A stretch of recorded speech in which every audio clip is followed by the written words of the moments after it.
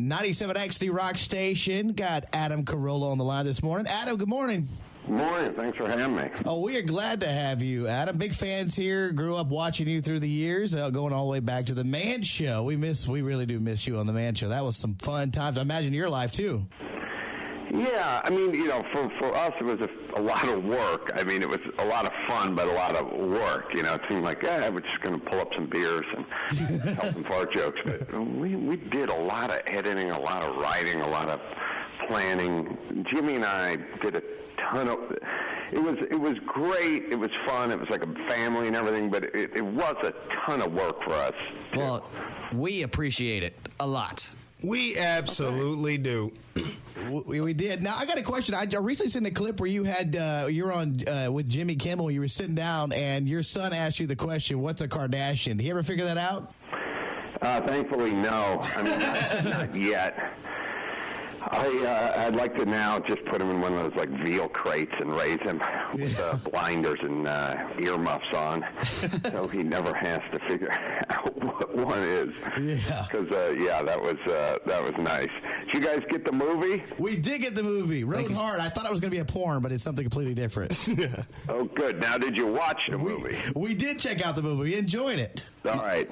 Should I quiz you? My favorite line from that whole movie, I was laughing my ass off. She's like, I can't say what she actually said. Like, I want to mouth hug you, and you're like, so do I. Ah, you did watch the movie. Yes. Mouth hug.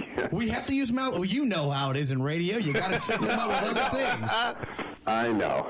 Yeah, well, good. I'm glad you like it. It's yes, definitely. Available on Blu-ray and DVD today. Yeah, it's out there. It was a good movie. I think a lot of people pick it up. What got you into, directing, acting, being a part of that movie? What kind of, made you go in that direction? Yeah, I just I don't really sit down every day and go, I'm going to make a movie or I'm going to make a documentary or I'm going to do this or that. I just literally just go, I just have ideas. And every once in a while, every 7 or 8 years, my last movie was called The Hammer, and I made that about 8 years ago. That was the boxing movie, right? Yeah. I just finished this Paul Newman documentary about his racing career. And I just have these ideas like, somebody's got to do a movie about Paul Newman's racing career, or just the Road Hard idea just sort of hit me one day, and I decide. But I don't, sit down and go, I got to make a movie. I just wait till something sort of catches my eye, and then I start getting into it. And it's tough because I'm doing a lot of podcasting and TV shows. It's a tough schedule, and it's really tough to squeeze in an independent movie in the middle of your podcasting schedule and everything else. But it was a labor of love. Oh, part of that movie, I mean, in a way, part of it you were able to take probably from your own life and imagine somewhat, right? That's kind of what I was thinking, parts of it. Yeah, there is a lot of autobiographical stuff in there. I mean, you always switch it up a bit, but there was a lot of that, and if you guys want to go check out The Hammer, people seem to enjoy that movie as well. I have. About another part of my life when I was a boxing coach and a carpenter, and that was a little autobiographical too. So it's, for me, I always just choose topics I know. That way I won't screw them up. Okay, because I did see The Hammer. I didn't know that was like something that based on something you've actually done. Yeah, I used to be a boxing coach, and I used to be a carpenter. So it is in that movie. There's some of each going on. So it's just much easier to write if you think about it. Like if I couldn't write a movie about a guy who was a computer expert because I don't know anything. Yeah, it would be so impossible. And if you watched it and you knew anything about computers, you'd pick holes in it all day long. But if you do a movie about a guy who used to have a successful TV show and is forced to go back out on the road and do stand-up, I'm pretty much an expert in that topic. And that's why I think the Catch a Contractor, because, your history with contracting, I think that show is so successful. And I think, even me personally, a lot of us has dealt with bad contractors over the years. It's hard to find a legitimate person.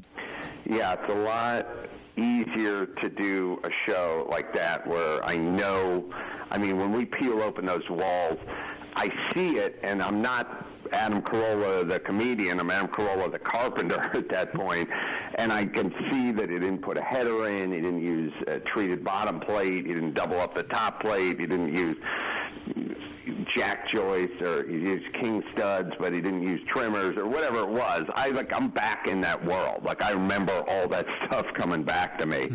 And so it's nice. Yeah, so if you watch that show, we ain't faking it. Me and my partner, Skip Bedell, both know what's going on when we crack those. We don't have to have, like, the technical expert come in and whisper to us what we need to say. See, I think that's awesome. And absolutely recipe for success, you being in projects that you know about.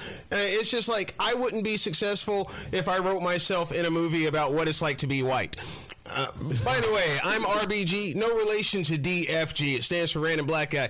Let me go ahead and get this out of the way. Your co-host, Jada, she got a nice set of cans. Good pick on that one. Yeah, I mean, one of her bosom would be ample enough for most ladies, but she's got two of them and they're right next to each other. Yeah, so now, most people don't listen to podcasts because the news girl's got a great rack, but in this case, I would recommend my podcast for only that reason. Absolutely, Ace, man. You should ask Gina if she will go into a business making them into pillows, because I would buy one. I'd buy the first one off the shelf.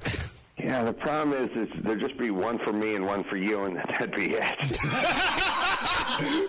Oh, wow. Damn it, cloning's not available yet. Enough when I sleep. I actually, what can you actually attribute to the success of your podcast? Because it won a Guinness World Record, correct? Yeah. I just do it early and often, and, I try to keep the quality high, and that's about it. There's no magic beans or formula or anything. It's just 5 days a week, every day. When I'm done this morning, I'm going to go meet Dr. Drew, and we're going to knock out a couple of podcasts. We don't take weeks off. We don't take days off. It's just consistency, and that's about it. And then obviously you got to find enough people who want to hear what you have to say, but that's about it. People ask me all the time, how do you do this? How do you do this? I just finished a documentary called Winning the Racing Life of Paul Newman. It's a racing documentary about Paul Newman's racing career, and people go, how do you do a documentary? And the answer is just, you do the documentary. That's it. Fair enough. That's about it. Well, you don't seem like you focus on being tired or wore out because you're constantly busy. And, big fans here. We appreciate it. Again, your DVD out today and Blu-ray. Road Hard. Go pick it up in stores or check it out through Amazon. Great stuff. Adam, thank you so much for your time this morning. Thanks for watching. Not a problem. Have a good day, Adam. Thanks. Thank you.